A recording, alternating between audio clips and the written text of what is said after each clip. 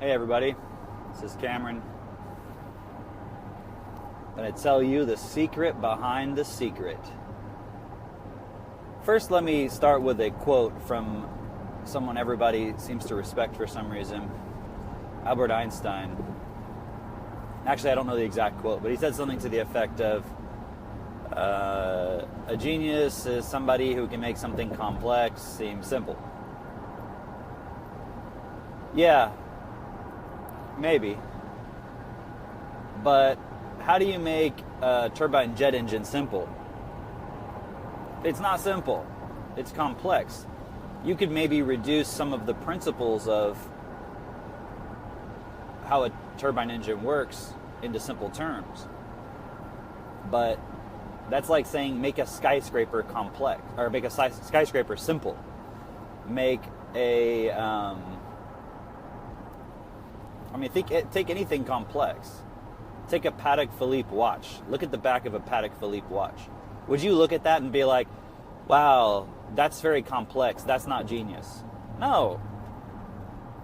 Now, is there a certain type of genius that can take complex things and make them simple? Yes, but that's only one form of intelligence. And it's actually a very limited form of intelligence because the whole purpose of it is to translate your complexity into simplicity for other people who are not able to process the complexity. So basically, Albert Einstein was just saying, all of you are so stupid, and the reason why you think I'm a genius is because I'm able to take something that seems complex, which I actually don't know anything about, and make it simple. Put it into simple terms that you can understand. And yet, who actually understands the theory of relativity? Think about it. The guy who's telling you that a genius is somebody who can make complex things simple can't even explain the theory of relativity to you in a way that makes sense. So, is he a genius or not? So what's the secret behind the secret? What does that have to do with the secret behind the secret? Most of you probably know about Napoleon Hill. He wrote Think and Grow Rich. He also wrote a book that not a lot of people have read called Law of Success in 16 Lessons. And I'm just going to give you a quick recap of the Napoleon Hill story for those who don't know who that is. Basically, the richest man in the world at the time, in around the 1920s, was Andrew Carnegie, who you've probably heard of. He's associated with U.S. Steel and some other things. One of the richest men in the world, and he was friends with, Henry Ford and Firestone and all these guys. I think Thomas Edison, if I'm not mistaken. Point is, according to the story, he commissioned Napoleon Hill to travel around and meet with all of his rich buddies and world leaders and elites and figure out and study them and figure out what were the keys to success. Because I suppose Andrew Carnegie didn't really understand what the keys to success were. He was applying them perhaps unconsciously and wasn't really certain about what it was that gave him the ability. And I can relate to that. Like, there's certain abilities that you might have where you're like, I don't really understand how I have this ability. It's not even something I developed. I just seems like I was born with it. So he wanted to understand what was the keys to success. I suppose, according to the story, that Andrew Carnegie was interested in helping people and bringing up the common man or something like that. Well, anyways, he commissioned Napoleon Hill, and Napoleon Hill traveled around and spoke to all these people and studied them, and then started collecting the information that he was finding and presenting it in seminars and consulting and basically teaching other people how to be successful.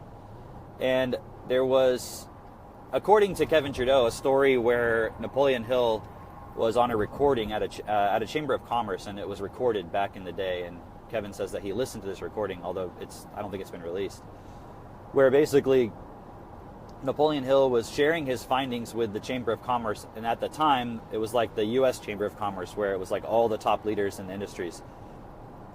And basically sharing with them, I've discovered the secret to success. It's your thinking. It's the way you think. And you can actually change your thinking.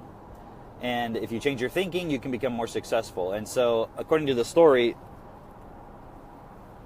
the people that Napoleon Hill was speaking to were kind of like upset by him explaining this, because it was like, wow, that's going to create a lot more competition for us. I really don't want people to get out.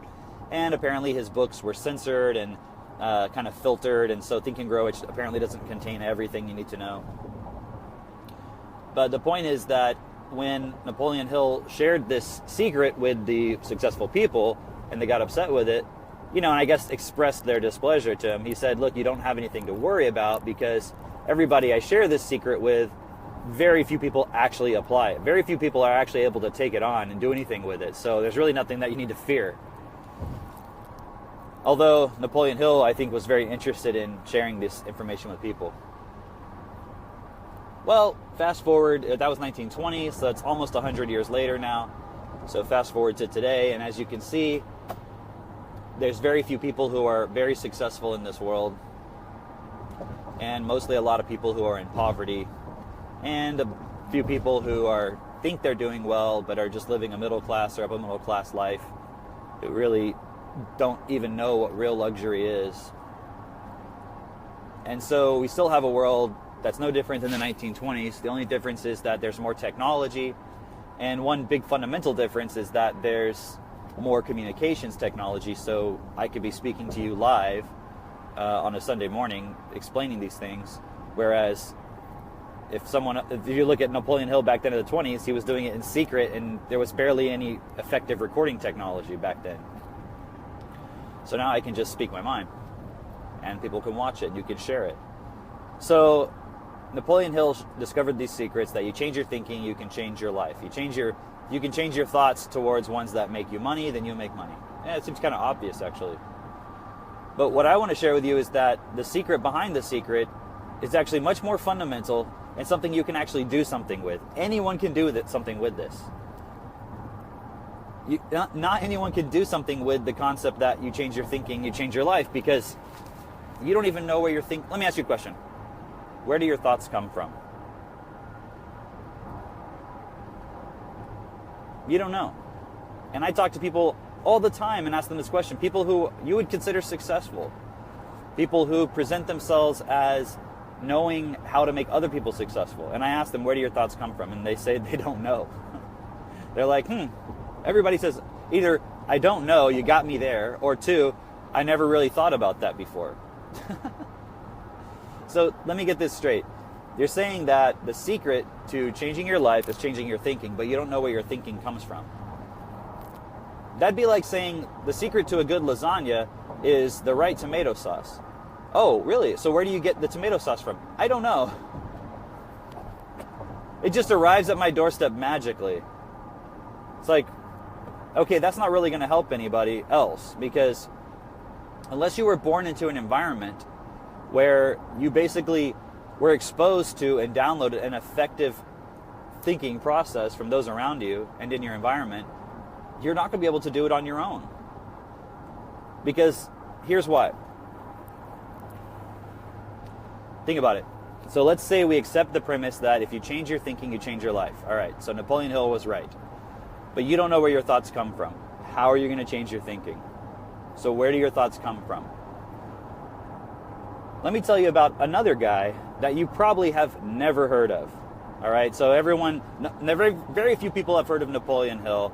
Some of you have. If you're in Gin, you've definitely heard of him. If you're in Gin and you haven't heard of Napoleon Hill, I don't know what to tell you, man. You need to go back to the basics.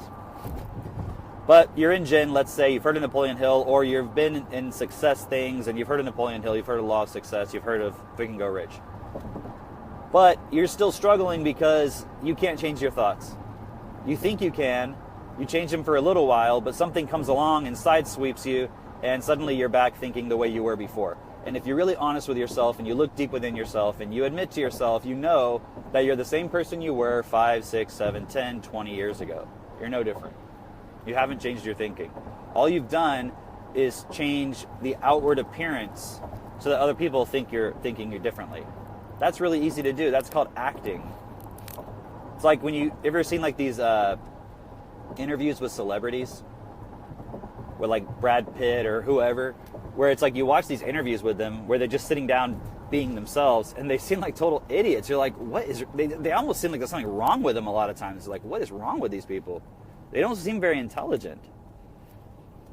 Because when you see them on the screen, they're just acting. And if you know how filming works and how production works, you can make somebody look really good.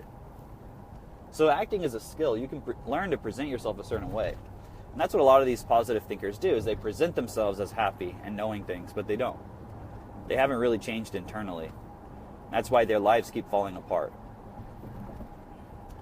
So, how do you change your thinking? Well, let me tell you this little story about this guy named Johnson O'Connor. Back in the 20s, around the same time as Napoleon Hill, around the same time as the discovery of the light bulb, around the same time as the automation of manufacturing of cars.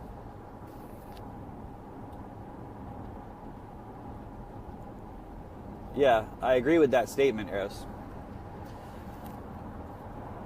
Around the same time as all these discoveries were being made, General Electric, okay, who you may have heard of, if you don't know who General Electric is, General Electric, go look at any piece of electronics. They probably own it.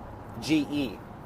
If you remember, if you're like my age, in your 30s or older, you probably remember, I don't know if they still do this because I don't watch TV, but on NBC, they used to have this little sound they would play. It would be like, dun, dun, dun. And they would play that before and after, like, everything. Dun, dun, dun. And if you go on a piano and you play those notes, what you'll find is that it's the notes GEC. GEC stands for General Electric Corporation. General Electric owns, or I don't know if they still do, but they owned NBC, MSNBC.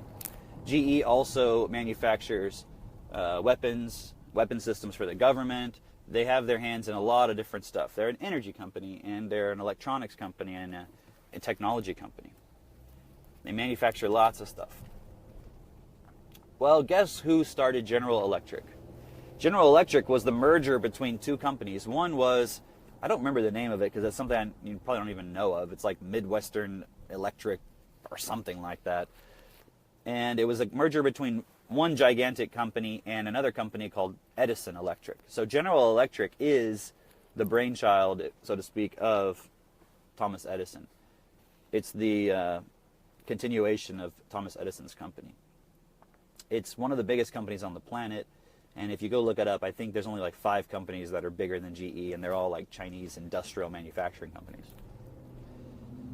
So General Electric back in the 20s was having this issue because, as you can imagine, technologies were starting to be invented, and it was kind of blowing people's minds. Like, imagine you live in like the freaking 1800s, early 1900s, and there's no electricity. There's just like candles and gas lamps and shit. And so it's like kind of a pain in the ass at night because you can't really light, you don't really have any light. You got to like go through this little hoop-de-hoop to get light. And so here comes Thomas Edison, invents the electric light bulb, and then does this whole scheme to like get everybody electrical wiring in their houses, and suddenly it's like, damn, it's like somebody comes on and watch this. They flip this switch, and suddenly the whole room is illuminated. And they're like, whoa, how long does it last? They're like, as long as you want. And they're like, what the? So imagine going back to the 1800s and showing someone an iPad. Imagine going back to the 1800s and showing them an iPhone. That's probably how people felt when electricity was invented. Just like when a new technology comes out, we're kind of like, whoa, this is cool. Like when the iPod came out, we're like, whoa. Now, we tend to not always have that exact reaction because things kind of come in stages. But back then, electricity was a pretty big leap from, gas-powered lamps and stuff like that, and candles. But not only just electric lights in your house, think about what else they did. Now they could start creating electronic circuits. Do you know the first computer program was actually written as a mathematical paper before there was even such a thing as an electronic circuit? So they actually wrote a computer program, but it was like a mathematical paper, and then it was like, well, if there was some kind of device that could process information, then we could put this into it and it would perform this result. And then so that led to, the first computer science departments were actually just extensions of the mathematics departments. So what happened when they invented electricity, not when they invented electricity, but when they invented the light bulb and they started creating electric circuits and electronics, it was like a total revolution. That's what's made even this conversation right here possible. But you can imagine General Electric at the time, things were starting to change so rapidly that they really were having a problem because there was so much employee turnover because it was like people just couldn't adapt. I mean, it's like, imagine if you have a bunch of like people, like imagine you have like a company with a bunch of 50-year-olds and then you walk in there and you're like, all right, tomorrow all of you are going to start using Snapchat. They'd be like, what? Snapchat? What? Like, like kids know this. Like when you try to explain stuff to your parents that's like new technology or new apps and stuff, it's just like they don't process it. That's why all the old people are on Facebook. That's why I'm on Facebook, because I like talking to all the old people, right? I love you guys.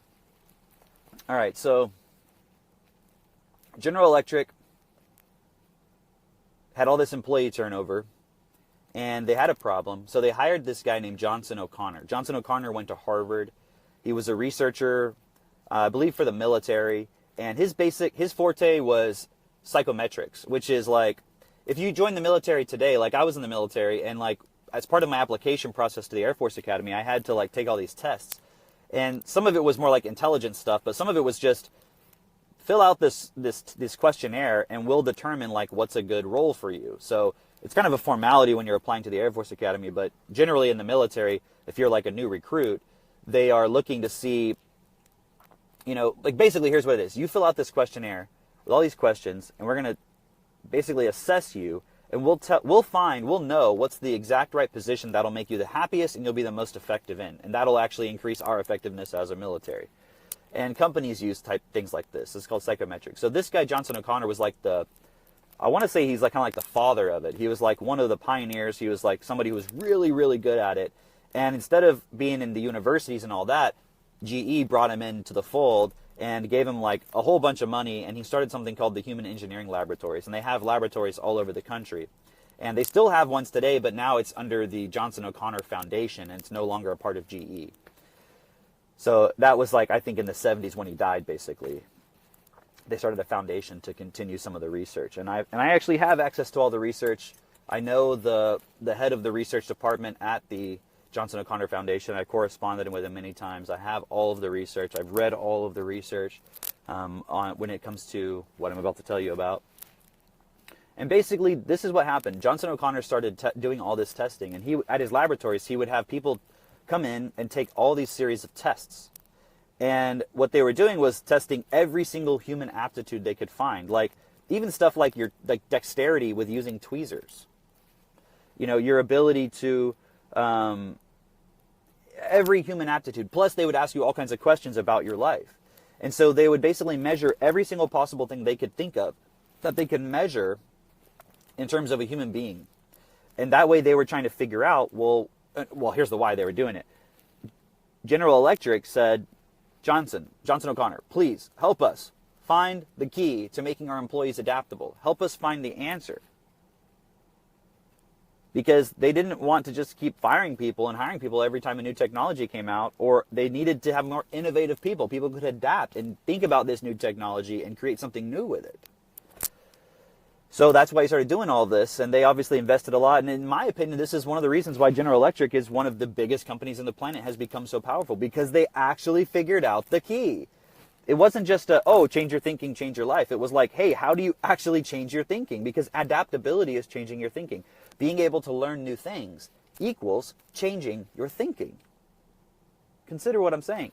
If you know some new knowledge, okay, like I tell you how to do something, but you can't apply it, you haven't changed your thinking. You haven't changed the neural pathways. You haven't changed the habits. You haven't changed the physical information that's stored inside of you, which is unconsciously causing you to do things. That's what it means to change your thinking. It doesn't mean to change your thoughts going on in your head only. That is your conscious mind. That's not really where your thinking is coming from. That's actually an after effect. If you go and look at the research, they studied when people have a thought versus when they experience the thought, when they become aware of it. Like, when is the thought generated electrically in the brain versus when is the person aware of it? And what they found is it's generated first and then the person's aware of it. So you can't change your thinking through thinking. You can be exposed to new information, but in itself isn't going to change your thinking. And people can use this spaced repetition process, but it's actually an inferior process compared to what I know about. Because spaced repetition, when you study the neuroscience of it, it's kind of like knocking on the door at someone's house until they open it. But the thing is, they're upstairs with their headphones on. That's like your neural pathways. They're upstairs with their headphones on. You're just knocking. You keep knocking. You keep knocking. You keep knocking. You hope just one moment there's like some silence in their headphones, and they're like, oh, what was that? and then they come. Because when you understand how neuroscience works, you understand how the neurons and the synapses work and the receptor cells work and how the changes in polarity of the cell work and how if you get the right amount of stimulus into the neuron, that it actually puts more receptor sites on the cell, which means information flows more easily. And you can actually do it in a way where it permanently creates more receptor cells. That's called long-term potentiation. But are you going to go study all the neuroscience like I have? I kind of doubt it. So just follow me for a second. Spaced repetition is an inferior form of learning. You didn't really have to use spaced repetition when you learn as a child. Now, you might think, oh, but I've seen my children, they have to repeat it. In the beginning, yes. In the very, very beginning, when a child doesn't have any even letters or alphabet integrated, you have to go through a concrete stage where they're integrating those letters physically. But once that's there, they start downloading information automatically because they start seeing and perceiving more. And so, for example, when a parent acts a certain way, the child is automatically processing that, but they don't understand the context. And I've explained this in other videos. But the point is it's happening automatically, very quickly. That's why it's so easy for a child to learn a new language.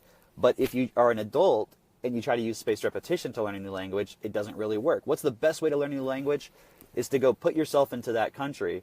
Well, it's the best way outside of the methods I'm talking about, which I haven't explained yet. But what I'm saying is, in terms of what you know, what's way better than spaced repetition is go immerse yourself in that country, because what happens is you get now if you go on vacation, it won't happen. But if you go immerse yourself, live there, and you're kind of I have to speak the language now, what'll happen is you put yourself into a survival state where you're reverting back in a certain sense to that natural ability where it's I have to survive, which is exactly what you were doing as a child. You had to survive.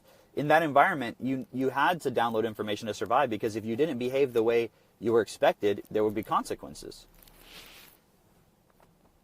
So, as a child, you have this natural ability. As an adult, you lose access to that. And then we're taught and trained through school to use this repetitive repetition process, which is quite inferior and is frustrating. And unless you just have retained your natural ability to learn, then learning is very difficult. So unless you have some sort of a genetic advantage where you're just able to learn more easily, then you're kind of screwed. And that's why it's difficult for you to change. Because even though you want something really bad, you really won't change. So how does Johnson O'Connor fit into this? Johnson O'Connor fits into this because what he realized when he did all those studies, and he studied everybody. He studied CEOs, presidents of companies. He studied nurses, nursing students, graduate students, doctors, mechanics, lawyers, teachers, psychologists, students, everybody, all different walks of life. They did this over a 70-year period.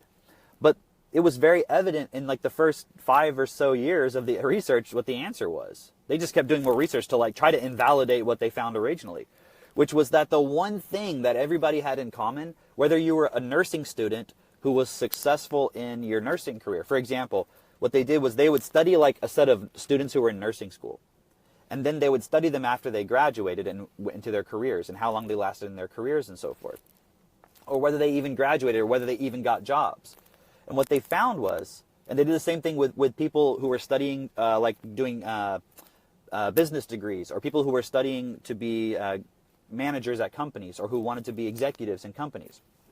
And what they would do is they would do all these tests, and one of the tests that they would administer was a vocabulary test. And what they found was, if you were in the top 10% of the people who took the vocabulary test, you would be the ones who graduated and were successful. And if you were in the bottom 10%, basically none of those people graduated or were successful. So what they found was there was a direct correlation between the person's percentile of vocabulary, meaning whether they were in the top levels of their vocabulary compared to their peers or not. So you could actually go to a school, and what they would do is they would look at all the problem students of a school. And what they found was, regardless of what the issues were, the number one thing that children always had in common was that they had poor vocabularies.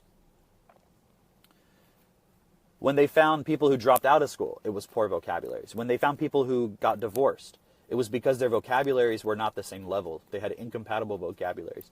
When they studied presidents of companies who were successful, the people who were making the most money basically in this world, if you think about it, CEOs, regardless of whether they were attractive, came from good families, we finished college. Some of them were like, didn't go past age 15 of school. Didn't matter. They all had effective vocabularies. And that doesn't mean that you can just talk to a person and know their level of vocabulary, because sometimes these people speak down on purpose because they know it makes people feel comfortable, or they know they can relate to other people. And that's why they're so effective at what they do, because they know how to communicate with other people. What you don't realize is, like someone like Trump, for example, people say he's stupid. The guy went to Wharton Business School. He was the commander of cadets at a military school that he went to. This guy is sharp. He's got a genius level IQ. You don't become a billionaire by being stupid. And that's the thing, is people, they look at the personality and think that that somehow means he's stupid. What you don't realize is you can go to a university and talk to a professor who seems really intelligent, but look how much money they make. Look at how much impact they have in the world. Very little compared to someone like Trump. That's the one thing that all these CEOs in common, is that they have very effective vocabularies. And what do I mean by vocabulary? When you really start looking at it, your vocabulary is your internal programming. Your vocabulary is where your thoughts come from. Think of it like this. When you're a little child, you're in an environment, and like I said, you're automatically absorbing information. You go through that concrete stage when you're learning like the alphabet. But then at a certain point, you start downloading all these new words from people. You're just listening and observing, and you start using them. And what you're doing is you're creating inside of you this device, this system, this technology, well, you could call it a vocabulary. You're creating a system that responds to stimulus from the environment and reacts. And how does it react? It produces thoughts, it produces feelings, it produces emotions. So when you're a child, for example, let's say you're in an environment and you see something happen to one of your parents. Like the dad comes home and he's like frustrated from work, and the mom's like, "Why are you home late?" And the dad's like, "Why are you always nagging at me?" And so in that moment, as a child, you're observing that, and you, without realizing it, are making a decision about what that exchange means to you. And you are learning what a relationship is, and you're learning what marriage is, and you're learning what speaking to another person is. You're learning about what respect is. You're learning about what work is, because your dad's coming home from work. You're learning about what being a house mom or housewife is. You're learning so many things in that moment, and you're storing that information as words based on the words that are being said. And then later on, when someone uses the word relationship and they show examples of moms and dads, you're like, "Oh yeah, okay, I know that word, relationships." And all those words and memories and everything get stored in that folder, like kind of like a folder on your desktop, if you will. And then what happens is later in life, when you're in a relationship, that folder marked relationship opens up and all that information starts coming out. And there's feelings and there's thoughts and emotions. And so when you're little, you're like building this like library, this computer system of all this information that's all connected. And so when you go out into the world and words are used and you're in relationships that are represented by words, then all of those folders start opening up and all that information, it's like little programs start running. Like you go into a relationship with someone and then suddenly the relationship program starts activating. And all the information that's in there that you've learned in your life starts running. It's like little programs running. And so what happens is you then create a life for yourself based on the vocabulary and the words that you have stored within you that was based on the environment that you grew up in and based on the experiences that you have. So if you grew up in an environment that for some reason put you in a situation where you had to survive and you developed certain skills of survival, of such as manipulation and such as like charisma, and you also had a genetic ability to learn new information that was kind of like above and beyond what most people would have, that's like someone like Andrew Carnegie or like Richard Branson.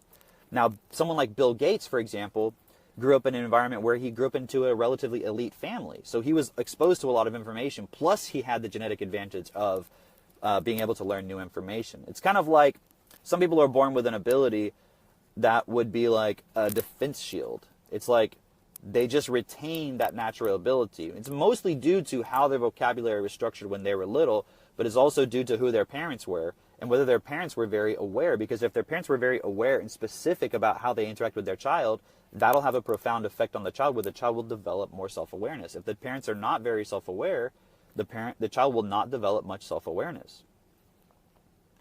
So the whole point is that Johnson O'Connor figured out that vocabulary was actually the foundation from which the thoughts are created.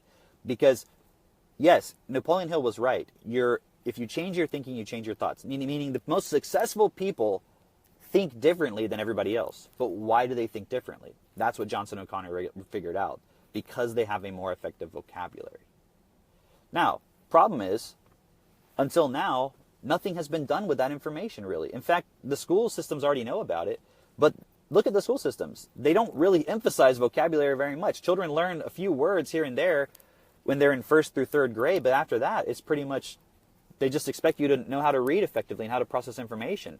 And the studies show that the more you read at home, the more effective you'll be at school, like before you go to school.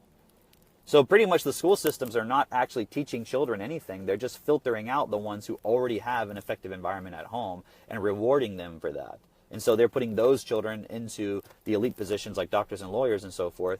And the children who don't have effective parenting and effective environments at home basically get screwed and get the shitty jobs. So school is not a actual education environment. It's more of a filtering environment.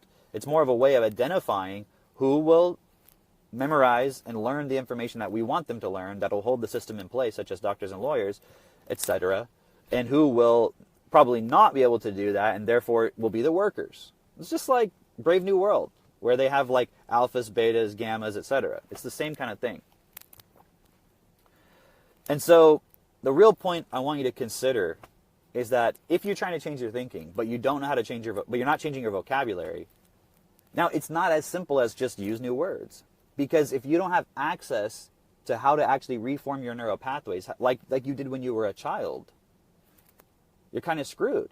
Because you can't actually go back and reform that programming inside.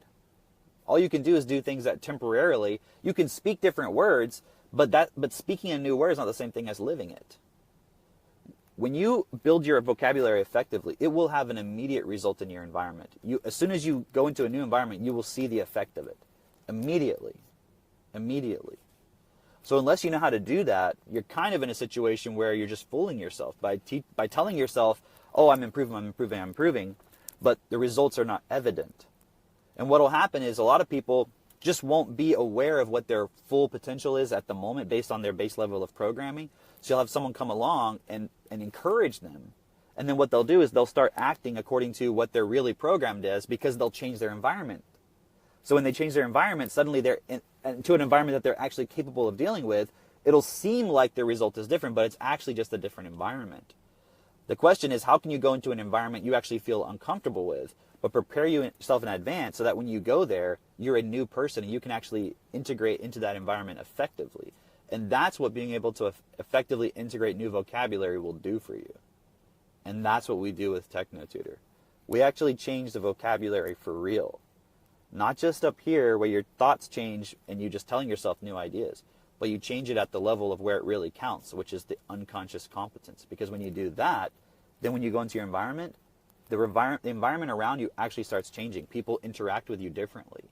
People will ask you questions like if you build in the vocabulary of a lawyer, even if you don't go to law school, people will start coming up to you and they'll be like, are you a lawyer? Oh, you just seem like a lawyer. This is really how it works. I'm serious. I know people who've done this. People will treat you differently. That's why, for example, when a very wealthy person comes into a room, you can feel their presence because they have a different vocabulary and you can feel it. Now I'm going to introduce a new vocabulary word to you today, and I'll talk about it again later. I've talked about it a few times recently, and that's the word resonance. Resonance is the word for where your actual vocabulary is stored. Resonance is not vibration. We talked about that in an interview with Gavin the other day. Your resonance is like your physical programming. It's like the hard drive on your computer. When your computer turns off, the hard drive is still there, isn't it? Isn't the information still on the computer, but electricity is not flowing through it? When you turn the electricity on, now the computer is vibrating, and now it's producing a result on the screen. It's like a tuning fork. If you have a tuning fork and you pluck it, it makes a sound. It vibrates.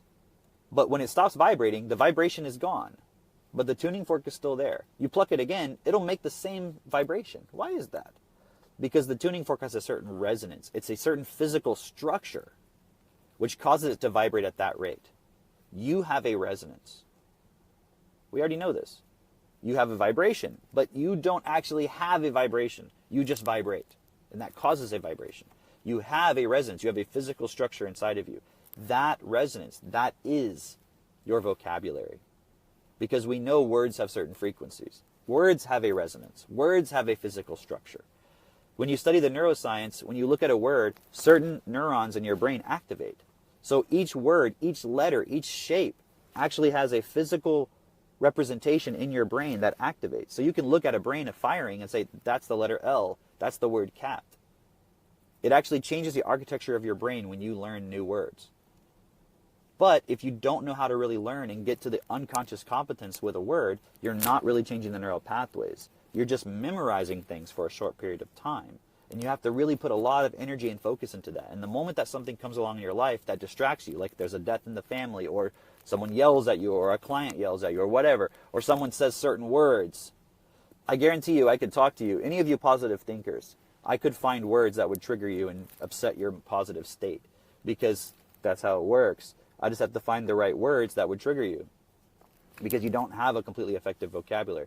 When you have an effective vocabulary, you don't have to be positive, because you're always in a state with your resonance that's vibrating how you've programmed yourself. You don't have to try to be positive. You can still develop a positive personality, but when you actually know how to affect your resonance, it's a lot easier. You could just download unconsciously, competently, the right words of how to have a positive personality, and you'll do it automatically. You won't even have to think about it. Because if you're thinking about it, what does that mean? You're not at unconscious competence. If you're thinking about it, if you're afraid of your thoughts changing, or you're afraid of someone else saying certain things, that means you're not at unconscious competence, because unconscious competence means you can't change it. It means it's already there. So, for example, if you think about it, does the tuning fork worry? Like, okay, think about that. If you're nervous about performing, what does that mean? It's not in your resonance. If you're nervous about some result, about getting what you want, if you're not certain, 100% certain, it's because your resonance, you don't have that programmed into you physically, unconsciously, competently. Does a tuning fork worry about when it's plucked, whether it'll vibrate the right vibration, the right frequency? No, because it can't do anything other than that. So for those of you who are struggling in life, and when I say struggling, I mean, be honest with yourself. You don't have what you want. You're not really on the right path. You have faith and hope, but you don't know for sure. It's because you haven't changed your resonance. And if you change that physical structure, the results will change automatically. I'm not saying it won't take time to get the result. That just depends on how big your goal is. But you could spend your whole life convincing yourself that you're on the right track and get to the end of your life and never get it. And that's pretty sad. That's what TechnoTutor does. It changes the words within at the unconscious competence level. This is like next level shit. And there's very few people who realize this yet. But to all you life coaches out there, I have a message for you. You might as well jump on board, because all your clients and all those coaches, they will work for TechnoTutor, and they will work with it, and they will inevitably use it, because it is the solution. So you might as well jump on board. You might as well check it out. And here's the thing, for all the life coaches. We're not competing. You guys have the tools of how to support a person, how to coach a person, so that they can learn what's the ways to get what they want. But you don't have the tools of how to actually change that physical programming at the resonance level like I'm talking about. And that's something I can support you with. I can help you become a better life coach. A life coach that their clients get instant results, right? Of course, you're going to have to manage expectations. You can't just say, I am a billionaire and then suddenly have $1 billion. That's not how it works. How long did it take Bill Gates to become a billionaire? And that was a guy who was born into the right environment with the right genetics and everything. It still takes time. But do you want to be certain that you're on the right path, or do you want to just believe you're on the right path? Because if you look at the word believe, right in the middle is L-I-E, lie. So if you believe it, you got to be honest with yourself. You're lying to yourself, right? So send me a message. Let me show you what I can do. I think you'll be very pleasantly surprised, because even as a life coach, you know that you can actually improve yourself. And if you improve yourself, your clients will get better results. Trust me, and it happens very fast. So let me know. All right, I hope that you've got some good information out of this. I say I hope, because I don't really know if you can hear me. I don't know if you have the vocabulary to really process what I'm saying, because I'm telling you the real fucking answer here. I'm telling you the real solution. Like the real deal. No more bullshitting. No more playing around. No more pretending. The real deal.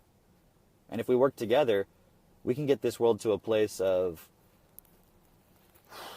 I don't even know if we can imagine how amazing this world could be, really. We can't, because our imaginations are limited by our programming, which is designed by this world, so we can only really see what we can only really believe what we can see at this point. So let's not worry about that. Let's just become as effective as we can possibly be, and when we get there, we'll see further. All right, everybody, have a good Sunday, and I will talk to you next time. Bye.